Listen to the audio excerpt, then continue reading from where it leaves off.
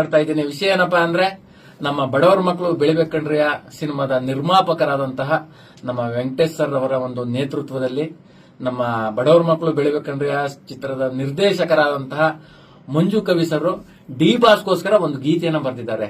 Chandraprabha singer ಆದ D ಬಾಸ್ಗೋಸ್ಕರ ಅಂತ ಒಂದು ಅದ್ಭುತವಾದ ಒಂದು ಗೀತೆನ ಬರೆದು ಅವರೇ ಸಂಯೋಜನೆ ಮಾಡಿದ್ದಾರೆ.